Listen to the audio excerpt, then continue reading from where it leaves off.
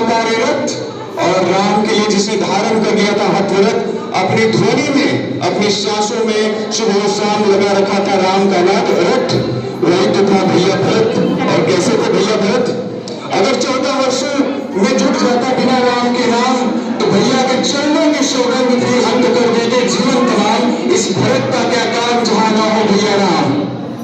और जब भैया राम की बातें जब करते हैं तो भैया राम जब अयोध्या लौटने की तैयारी कर रहे थे उस वक्त भैया के साथ में जीव जंतु पशु पक्षी सभी अयोध्या लौटने को आतुर थे। और कहीं न कहीं भैया राम दबे हृदय में एक व्याकुलता लेकर के बैठे थे, क्योंकि भरत जो थे राम के हृदय में, और राम के हृदय की व्याकुलता जो यहाँ पर धीरे खोता अधीर हो रहा था, ताकत 14 वर्षों का तपस्वी हर्षण हो रहा था व्याकुल, तो था कहीं कलंकित न हो जाए कुल, उसकी आईने की खुशी न हो जाए शोका कुल।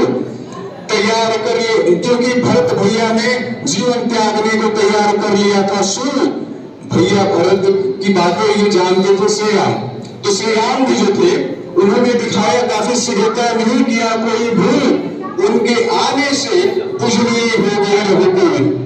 जब राम और भरत जब फिर मिले पुष्पक विमान से, राम जो है भरत के पास लौटे और भरत और राम की जब मिलाप हुई तो एक बार पुनः जब भरत राम की मिलाप हुई तो प्रेम भरी ध्वनि से करने लगे विलाप, ये भैया आपके बिना जीवन है अभिशाप, ये प्रजा आपकी है इसे संभालिए आप।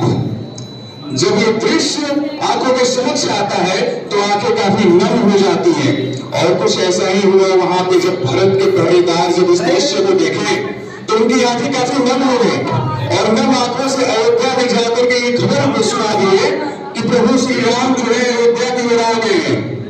तो जब ये खबर सुने तो चारों ओर मच गया शोर, मन में उठा ऐसा हिलोर, अवध की ओर चले आए अवध की ओर राम, आए राम अवध की ओर। अब जब राम अवध की ओर आए तो उनको देखने के बाद हर अवध की आंखें जो थी कौशल्या हो गई और हर भुजा जो थी वो भरत हो गई। और इसी खुशी में जब वो कहने लगे, क्या कहते हैं आइए सुनते हैं, करा दो मिष्ठानों और फलों का प्रबंध, क्योंकि पशु और मानव पहली बार साथ आए हैं। करा दो मिष्ठानों और फलों का प्रबंध, क्योंकि पशु और मानव पहली बार साथ आए हैं।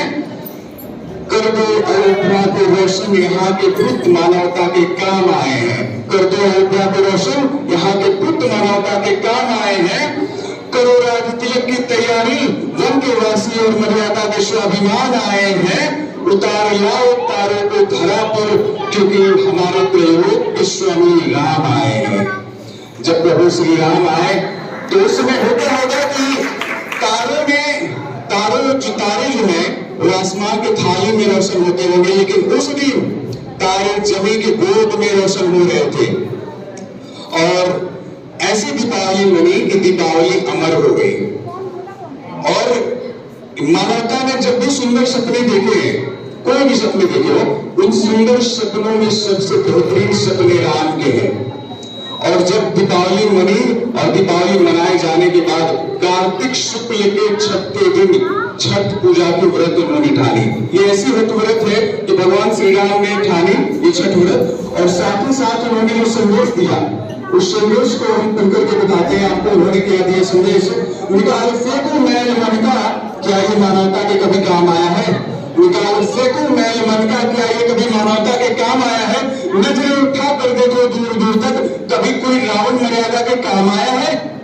नजरें उठा कर देखो कभी कोई रावण मर्यादा के काम आया है? स्वच्छ कर लो आसपास के घर के दरवाजे और मन की खिड़कियां, स्वच्छ कर लो घर के आसपास के दरवाजे और मन की खिड़कियां, इससे भी क्या बेहतर कोई पैगाम आया है? चरितार्थ कर लो रामायण की ये कथा, क्या राम से भी बेहतर नाम आया है?